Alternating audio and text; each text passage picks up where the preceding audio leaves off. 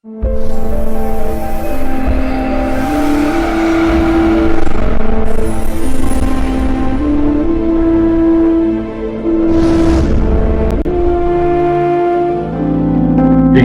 on the subscribe button, especially the bell on the right side.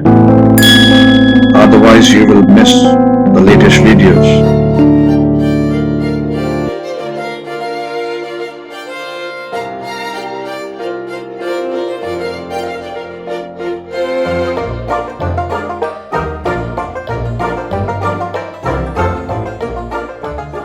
Welcome to the YouTube channel of Saptarishi astrology. और एक बार फिर हमारे साथ हैं सुनील पांडे जी, जो आज हमें एक नए विषय में यानी कि एक नए प्लैनेट के बारे में बताने जा रहे हैं, बुध यानी कि मरकरी। वो हमें बताएंगे कि हर भाव में मरकरी किस तरह से अपना फल देते हैं और क्या क्या उसका हमारे जीवन में प्रभाव होता है। सुनील पांडे जी, आपका बहुत बहुत स्वागत है। जी, सबको मेरा प्रणाम। ज्योतिष कर्म फल सिद्धांत पर आधारित है जी। और हर ग्रह व्यक्ति के कर्मों के अनुसार फल करते हैं। आज हम इसी परिप्रेक्ष्य में आज हम बुध के बारे में हम बात करेंगे कि बुध किस प्रकार से फल करता है, कैसे उसका स्वभाव है, कैसे उसका रंग है, कैसे वो जो है भाव के अनुसार और युति के अनुसार कैसे वो फल करता है, इसके विषय में हम लोग बात करेंगे। तो सबसे प्रथम तो हम ये जानते हैं कि बुध सूर्य के सबसे निकटतम ग्रह है। बिल्कुल ठीक है। और हमेशा सूर्य से एक राशि या तो आगे रहता है या तो एक राशि पीछे रहता है। बिल्कुल ठीक है। और अगर हम और सूक्ष्म में जाएं तो बुध जो है सूर्य से 28 अंश आगे या पीछे रहता है। बिल्कुल ठीक है। और जबकि 14 अंश पे अस्त हो जाता है। इसका मतलब अगर हम देखें तो आधे समय तो बुध अस्त ही रहता है। हाँ जी, बिल्कुल ठीक है। लेकिन अगर सूर्य युवराज है तो सूर्य अगर राजा है तो बुध युवराज है। तो मेरा अपना जो पर्सनल अनुभव है और शास्त्रों में भी यही लिखा गया है कि बुध एक ऐसा ग्रह है कि जिसका अस्त होने से कोई नुकसान नहीं होता है। इवन जो बुधादित्य योग होता है, सूर्य बुध से जो एक उत्तम राजयोग बनता है बुधादित्य योग, वो जब सूर्य बुध के पास होगा तभी तो बनेगा। और 14 अंश के भीतर अस्त होता है, इसका मतलब जब वो पास रहेगा, अस्त रहेगा, तभी इसका फल ज्यादा अच्छा होगा। और ऐसा मैंने अनुभव में हमने देखा है। अच्छा, बुध जो है दूर्वा के समान हरे रंग का, मतलब हरित वर्ण होता है और यह मधुर भाषी होता है। और इसका लेकिन ये तीन प्रकार के रोग होते हैं, वात, कफ, पित्त। यह 3 प्रकार के रोगों को देता है। अगर बुध कुंडली में बिगड़ा हुआ है तो वात, पित्त, कफ तीनों प्रकार के रोगों को देता है। और अच्छा, इसके अलावा ये नसों से संबंधित है। जैसे 2 ग्रह नसों से संबंधित, शनि और बुध। हालांकि शनि को ज्यादा अधिकार है, नसों से संबंध शनि का ज्यादा है, लेकिन बुध का भी नसों से संबंध है। जैसे मंगल जो है मज्जा का प्रतीक है, उसी तरह से बुध जो है त्वचा का प्रतीक है। जब भी जो है बुध का संबंध लगने या उस पर दृष्टि संबंध हो जाता है तो मनुष्य जो है सुंदर होता है और उसकी त्वचा अच्छी होती है। अच्छा, बुध मजाक पसंद है। जैसे बहुत से लोग जो है हंसी मजाक ज्यादा करते हैं। उसमें हमने ये देखा है कि चंद्रमा और बुध की जब युति हो जाती है या फिर जब कुंडली में बुध बलवान हो जाता है तो वो ऐसा जातक हंसी मजाक ज्यादा करता है। अच्छा, एक विशेषता और है, अगर बुध बलवान है तो प्रत्युत्पन्न बुद्धि होगी, एडवांस बुद्धि। मतलब बड़ी से बड़ी समस्या अगर सामने आ जाए तो उसकी बुद्धि इतनी तेजी से काम करती है, जिसका बुध बलवान है तो वो उस समस्या को कहीं न कहीं से हल कर लेता है। और एक चीज और हम बताना हम चाहेंगे कि जैसे हमने जो देखा है कि जैसे बुध तो एडवांस बुद्धि, मतलब त्वरित बुद्धि का प्रतीक बुध है, लेकिन बृहस्पति भी बुध से कहीं कहीं संबंध रखता है। लेकिन बृहस्पति में सूझबूझ करने की क्षमता है और वो कुछ देर बाद जैसे इसी विषय पे बोलना हुआ तो बुध का व्यक्ति तो जल्दी बोल देगा, उसी समय बोल देगा। लेकिन बृहस्पति प्रधान व्यक्ति जो होगा वो थोड़ा सा आधे घंटे बाद सोचे समझेगा, तब वो अपने विचारों को व्यक्त करेगा। आपके कहने का मतलब है क्विक रिस्पांस जो आता है वो बुध के कारण आता है। हाँ, वो क्विक रिस्पांस जो है बुध के वजह से आता है। अच्छा, एक चीज है, जैसे बृहस्पति जो है जन्म लग्न में बैठ करके बहुत से दोषों को दूर करता है, उसी प्रकार से बुध भी लग्न में बैठ करके यश और बल की वृद्धि करता है। और ऐसा है कि राहु दोषम बुधो अन्यात्, राहु के भी दोष को जो है बुध दूर करता है। तो इसके बाद अच्छा एक चीज है कि बुध को जैसे ज्योतिष शास्त्र माना गया है कि नपुंसक ग्रह माना गया है, इसीलिए यह जो है अगर से पुरुष ग्रह के साथ है तो पुरुष ग्रह की तरह जो है व्यवहार करता है। अगर ये स्त्री ग्रह के साथ है तो स्त्री के मतलब की ग्रह के अनुसार फल करता है। वैसे तो इसका अकेला जब होता है बुध का तो हमेशा साथ तो सूर्य की युति तो होती ही है, लेकिन जब ये कभी कभी ये अकेला जब रहता है तब इसका अपना मतलब असली से प्रभाव जो है वो देखने को मिलता है।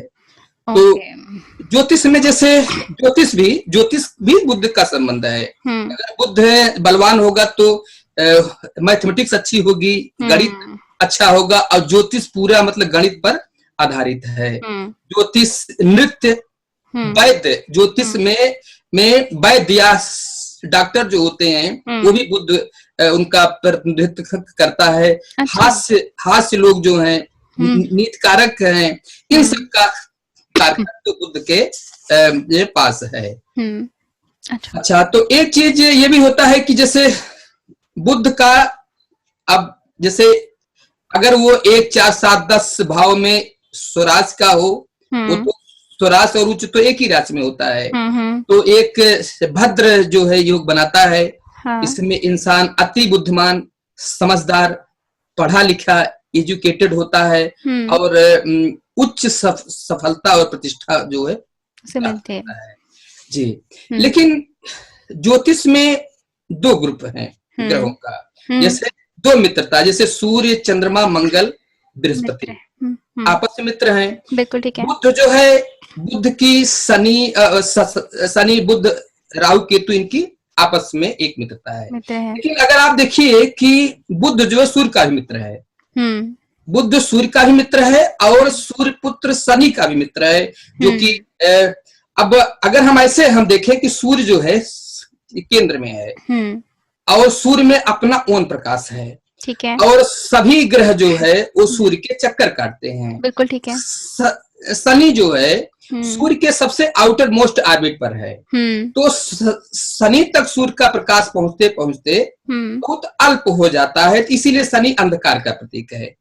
तो ये चीज हमें दर्शाता है बुध सूर्य का भी मित्र है, बुध शनि का भी मित्र है। तो बुध में ये क्षमता है कि वो चेतना के उच्चतम स्तर सूर्य तक और चेतना के निम्नतम स्तर शनि तक पहुंचने की क्षमता है। तो अब देखिए यहाँ पे एक चीज बात और आती है, इसीलिए बुध जो है मनस का प्रतीक है। बुद्धि तो है ही है, लेकिन बुद्धि से थोड़ा सा मनस माने मन मनस का प्रतीक है। और एक चीज और है कि जैसे 2 राशियां हैं बुध की, मिथुन से सप्तम भाव में धनी है, धनु राशि है, और कन्या से सप्तम भाव में मीन राशि है। अच्छा। इसका मतलब अगर हम आध्यात्मिक दृष्टिकोण से हम देखें तो बुद्धि है, मनस है, वो जब तक हम बृहस्पति का ज्ञान उपदेश नहीं प्राप्त करेगा बुद्धि, तब तक उसकी बुद्धि मतलब एक प्रकार को जो हर व्यक्ति का जो जीवन का उद्देश्य है कि चेतना के उच्चतम शिखर तक जाए, तो वो चीज से वंचित रहेगा। लेकिन जब बुद्धि को जो है बृहस्पति का प्रभाव मिलेगा, यानी कि ज्ञान उपदेश ये सब उसको मिलेगा, तभी जाकर के बुद्ध जो है अच्छा होगा और बुद्ध अपने को अच्छे से कर पाएगा।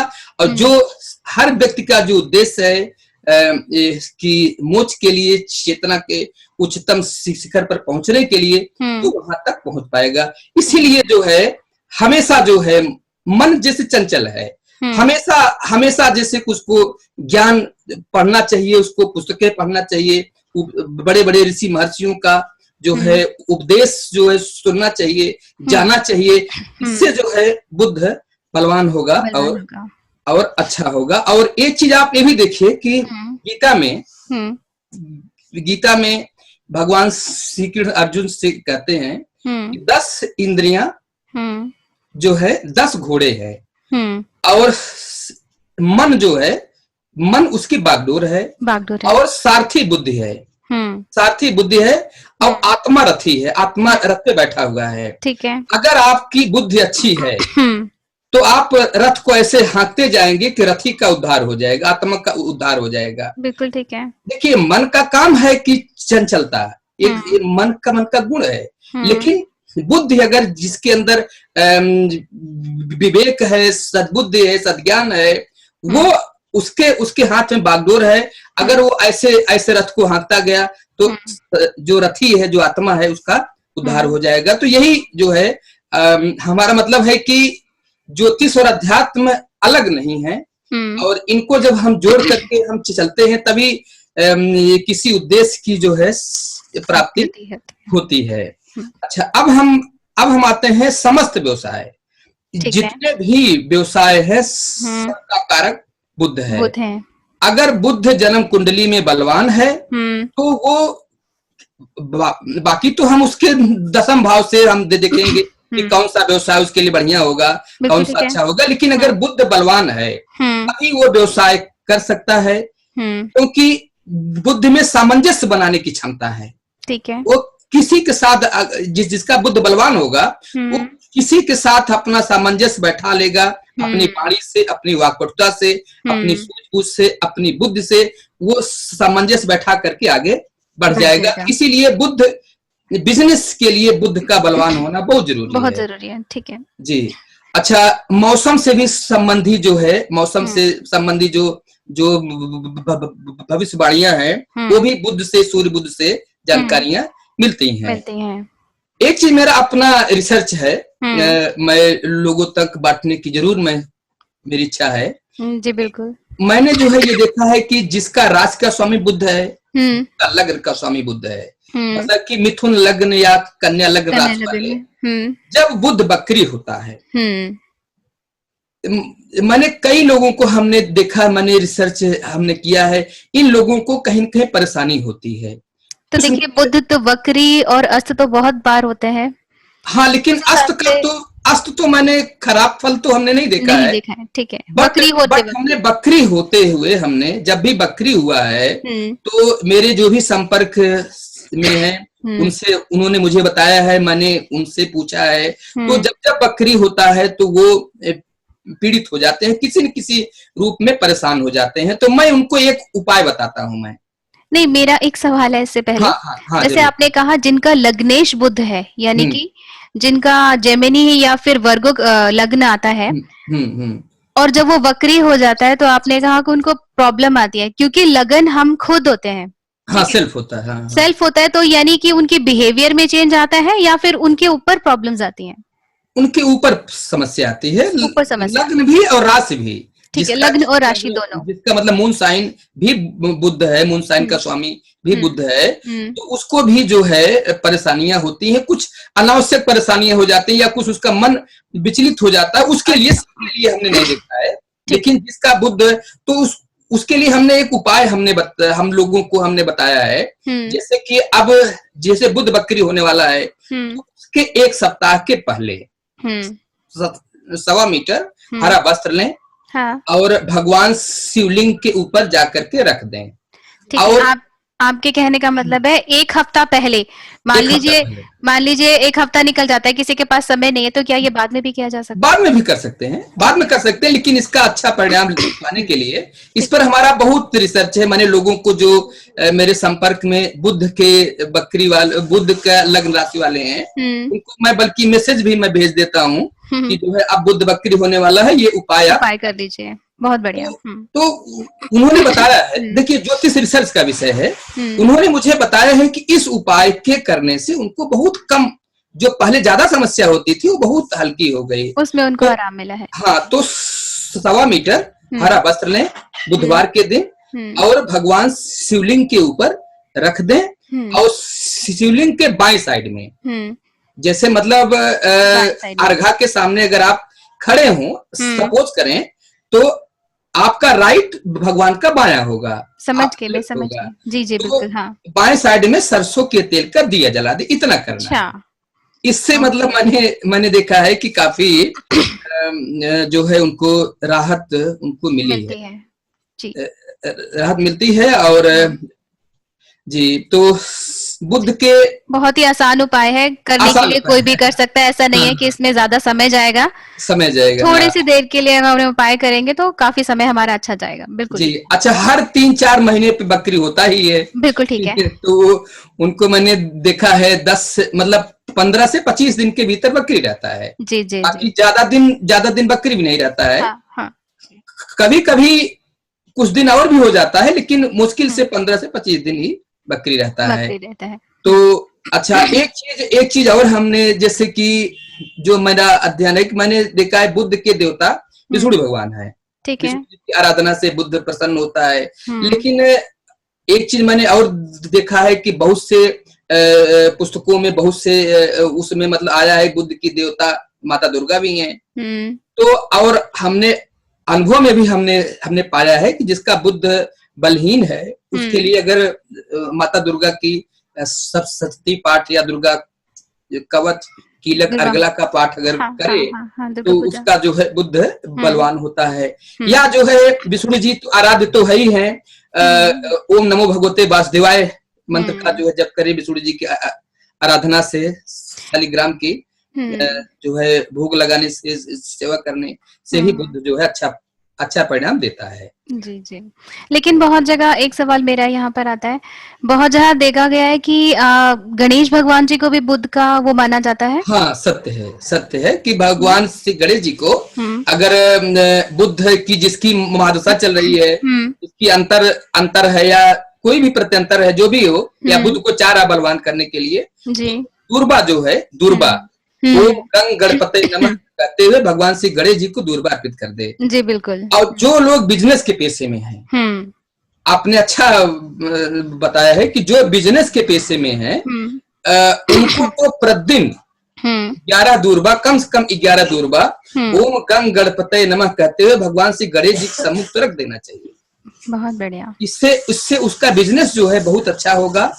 और एक चीज और हम कहेंगे कि हरा चारा जैसे गाय को देने से, हरा चारा गाय को देने से भी बुद्ध मजबूत होता है। अच्छा, रिश्तों की बात अगर हम देखें तो बुद्ध अंकल आंटी मतलब मामा मामी, भतीजा भतीजी, सिस्टर, तो ये सब बुद्ध जो है प्रतीक है, तो इनका भी ख्याल रखें।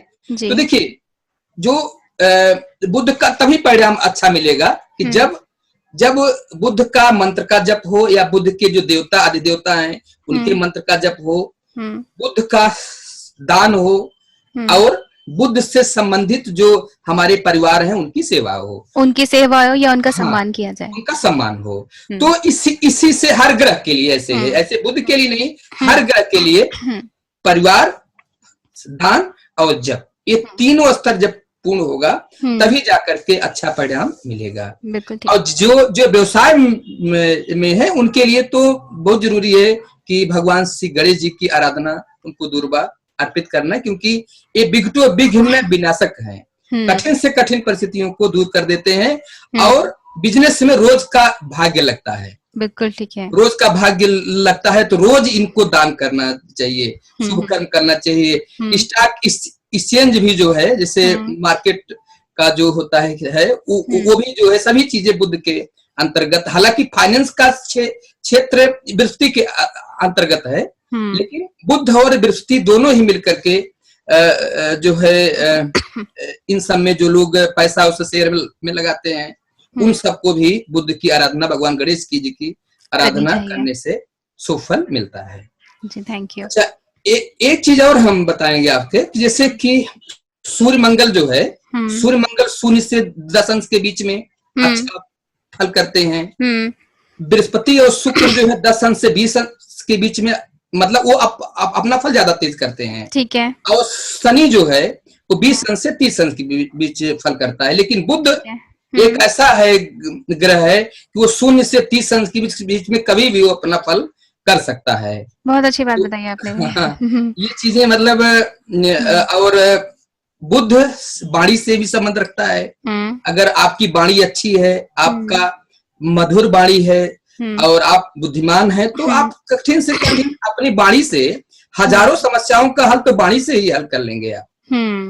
तो जी। इसीलिए बिजनेस आदि जो है बुद्ध के अंतर्गत है कि आप कैसे डील करना है, बिल्कुल ठीक है। कहाँ कैसे वो करना है, सब आप बुद्ध जो जानता है। जी।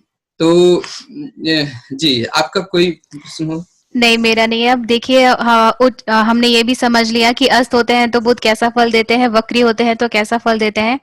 मेरे ख्याल से अब हमें भाव पे बढ़ना चाहिए हाँ, कि हाँ, प्रत्येक भाव में बुध का क्या फल रहता है। हाँ, जरूर। एक चीज अस्त के बारे में आपने बताया तो मुझे याद आया। जी। बहुत से लोगों का मैंने देखा है जिनका बुध लग्नेश है और एकदम कंबस्ट हो गया, सेम अंश पे सूर्य के साथ आ गया है, या एकदम उसके सूर्य के एकदम 2-3 अंश आगे पीछे है।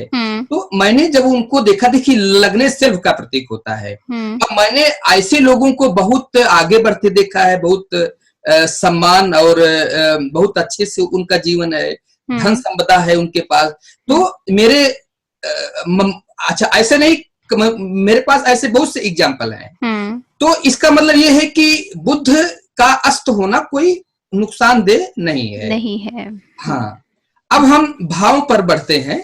जैसे कि बृहस्पति के ही अनुसार, जैसे बुध बृहस्पति दोनों को स्थान बल जन्म लग्न में मिल जाता है और ये दोनों ही बलवान होते हैं और दोनों ही, खास बुध भी बृहस्पति की ही जैसे अरिष्टों को दूर करता है, जातक सुंदर होता है, उसकी श्रेष्ठ बुद्धि होती है और वह पटु भी होता है। ओके।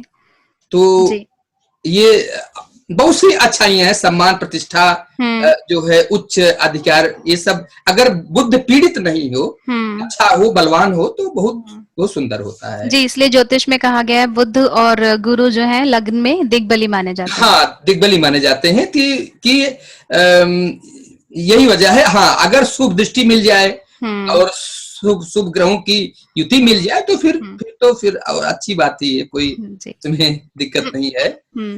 और द्वितीय भाव जो है वाणी का भाव है, परिवार का भाव है। तो यहाँ पे बैठ करके बुध जो है बलवान हो जाता है और जातक अपनी विद्या के बल पे, अपनी बुद्धि के बल पे और अपने व्यवहार के बल पे धन अर्जन करता है और उसके परिवार में एकता होती है, अच्छा रहता है। तो द्वितीय का भी बुद्ध अच्छा होता है। अच्छा होता है। जैसे द्वितीय भाव को बोला जाता है वाणी का भाव होता है, तो क्या जिनका सेकंड हाउस में, क्योंकि मैंने कई बार देखा है जिनके सेकंड हाउस में बुध होता है, बहुत मृदुभाषी होते हैं, बहुत अच्छा बोलते हैं, मीठा।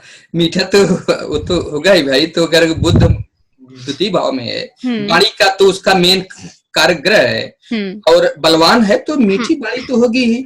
हाँ, लेकिन एक अनुभव है मेरा, पर्सनल अनुभव है, मैं उसको बांटना मैं चाहता हूँ कि जैसे अगर बुध द्वितीय भाव पर है तो उसको अष्टम भाव से चंद्रमा देख ले तो थोड़ा सा धन संबंधी कठिनाइयां होती हैं या अथक परिश्रम के बाद धन उसको मिलता है। अच्छा। हाँ, कुछ लोगों में मैंने ऐसा देखा है।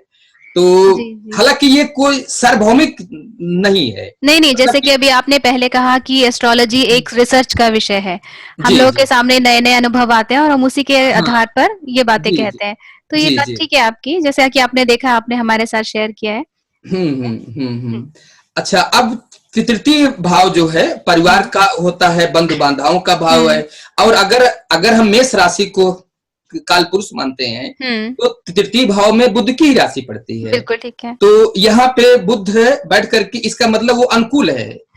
वहां पे जातक व्यवसाय पर ज्यादा मतलब रुचि रखता है और हिम्मती आत्मबली होता है और अपने लोगों से वो हेल्प ले लेता है। अपने भाइयों से या अपने बहनों से या अपने परिवार से वो कहीं न कहीं वो अपने मधुरता से, अपने उससे हेल्प उसको मिल जाती है या वो हेल्प ले लेता है। और व्यवसाय में ज्यादा रुचि होती है, व्यवसाय में रुचि होती है। तो तृतीय का भी बुध अच्छा होता है। देखिए बुध शुक्र एक ऐसे ग्रह हैं, हमारा तो यही अनुभव है कि अगर शुभ हो तो ये अष्टम में भी जाकर के शुभ फल प्रदान करते हैं, द्वादश भी जाकर के शुभ फल प्रदान करते हैं। तो इनकी विशेषता ही कुछ अलग है, लेकिन तृतीय भी जो है अच्छा है बुध। और चतुर्थ तो मतलब बुध अगर है तो भौतिक सुख है मिलता है, पारिवारिक सुख मिलता है। और हालांकि बुध से वाहन का कोई नहीं संबंध है, लेकिन चतुर्थ भाव में बुध अगर बलवान हो तो उसको वृद्ध करता है, तो उसको मतलब वाहन सुख और इन सब के विशेष करके पारिवारिक सुख जो है उसको मिलता है। हाँ, लेकिन पीड़ित नहीं होना चाहिए। अच्छा, एक चीज और भी हमारा अनुभव है कि अगर चतुर्थ भाव में सूर्य बुध बैठ जाए, यानी कि सूर्य बुध तभी बैठेंगे कि जब मिड रात्रि का जन्म होगा, आधी रात का जन्म होगा, तभी जो है चतुर्थ में सूर्य बुध बैठेंगे। ठीक है। तो ऐसा हमने देखा है, अगर उनके ग्रह अन्य योग अच्छे हों, कुंडली में हमने जो है आईएएस अधिकारियों की मैंने पत्रियां देखी, आईएएस आईपीएस बड़े बड़े अधिकारियों की, तो मैंने मतलब कि अधिकांश में हमने पाया कि चतुर्थ भाव में सूर्य बुध बैठा हुआ है। अच्छा। अगर चतुर्थ भाव में बुध सूर्य के साथ हो तो उच्च प्रतिष्ठा, अधिकार या जो है मतलब देता है। ठीक है, ठीक है। जी। और एक चीज और हम आपसे बताएंगे कि जैसे मेरा एक अनुभव है, जैसे अंगुली है, ये सबसे छोटी वाली उंगली है बुध की है। तो ये अगर जो है अनामिका जो है, अनामिका ये इसके जो सबसे ऊपर वाला है स्पोर है, या सबसे आप ये वाला, अगर ये जो है बुध की उंगली इसके पार है, ठीक है, तो ऐसे लोग अपने जीवन में सफल ज्यादा होते हैं। आपके कहने का अर्थ है कि छोटी उंगली की जो हमारी लंबाई होती है वो उसके साथ वाली उंगली के पोर से ऊपर जानी चाहिए। हाँ, ऊपर जानी चाहिए, तो लोग ऐसे ज्यादा सफल होते हैं, जीवन ज्यादा सफल होते हैं। और अगर ज्यादा ऊपर है तो वो जीवन में उच्च अधिकारी भी बनते हैं। और ये देखिए, एक सवाल है मेरा यहाँ पे, अगर हमारे पत्री में बुध अच्छा है तो तभी तो हमारी तभी होगा, तभी वो दिखाई देगा हमारे हाथ में भी, या मतलब इक्वल भी अगर हो जाए, तो भी वो सफल होते हैं। लेकिन वो जैसे जैसे वो बढ़ेगी तो उसी अनुपात में ज्यादा सफल होते हैं। हाँ, अगर छोटी है, अगर स्पोर्ट्स से जो है छोटी है, तो फिर संघर्ष भी ज्यादा होता है जीवन में। ओके, जी जी जी जी। और हाँ, पांचवें पर आते हैं जी। तो बुध जो है पंचम तो विद्या और बुद्धि का स्थान तो है ही है। तो पंचम में अगर बुध बैठा है तो ये बुद्धिमान होगा, प्रत्युत्पन्न, जो हमने आपसे बताया कि प्रत्युत्पन्न बुद्धि होती है, समझदार होता है, और उसके संतान बहुत अच्छे होते हैं। अच्छा।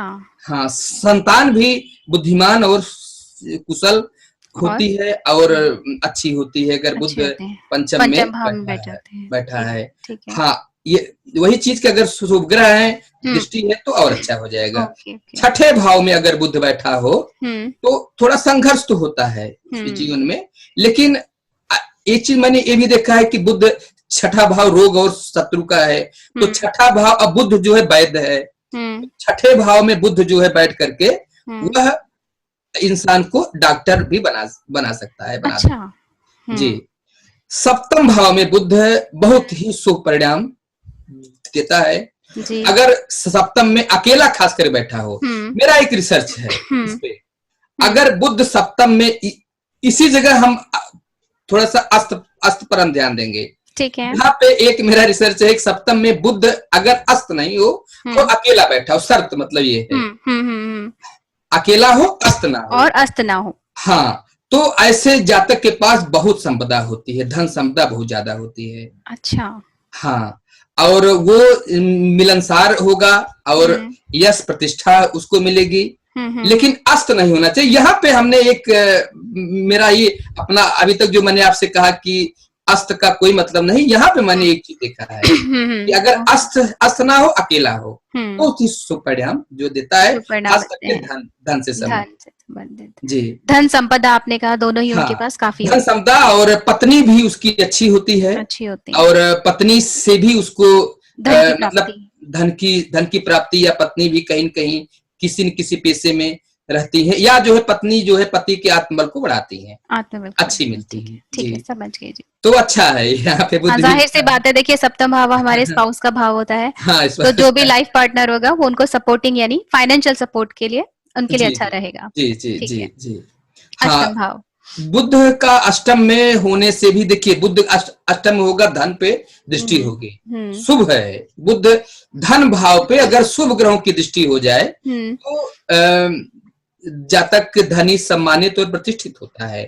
और अष्टम का भी बहुत से शास्त्र मतलब लिखा भी गया है कि अष्टम का बुद्ध भी अच्छा परिणाम देते हैं।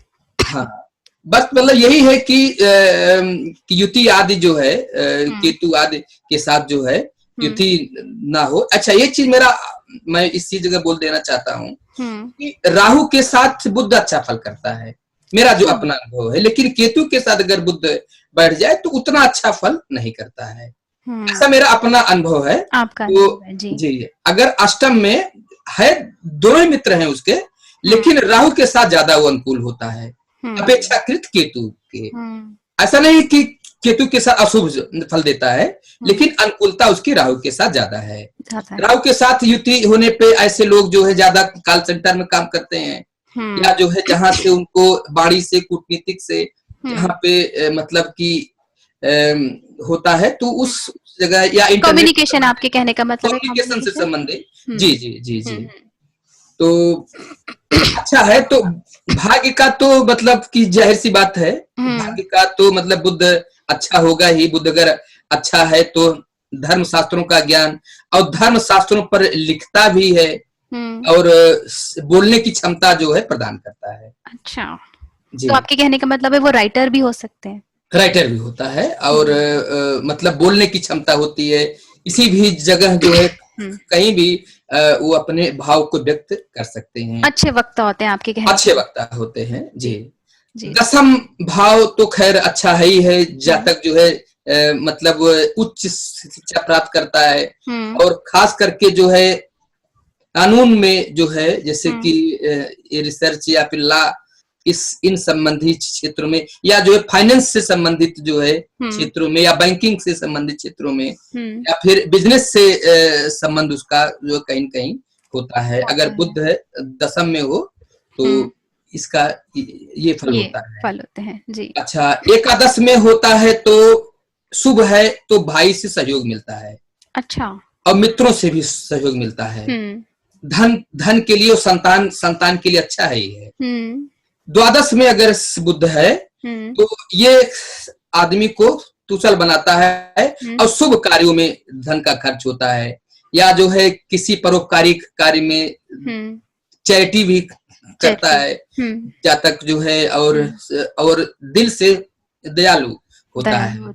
जी। हाँ, तो ये द्वादश का है। हाँ, लेकिन मतलब ये है कि थोड़ा सा उसके जीवन में संघर्ष भी रहता है, अनावश्यक संघर्ष रहता है, लेकिन वो जो है दूसरों के लिए अच्छा होता है। जी जी। देखिए, आज हमने जाना कि किस तरह से हम बुद्ध के उपाय कर सकते हैं, उससे अच्छे परिणाम पा सकते हैं। साथ ही हमने जाना कि सारे भावों में बुद्ध हमें किस प्रकार से फल देते हैं। हम अगली बार पांडे जी आपसे जानना चाहेंगे कि बुद्ध अगर अस्त और वक्री होते हैं प्रत्येक भाव में, उसका क्या फल होता है, वो हम आपसे नेक्स्ट वीडियो में जरूर जानना चाहेंगे। जरूर जरूर। तब तक के लिए शुक्रिया और बहुत बहुत धन्यवाद सप्तऋषि एस्ट्रोलॉजी के चैनल में आने के लिए। Thank you.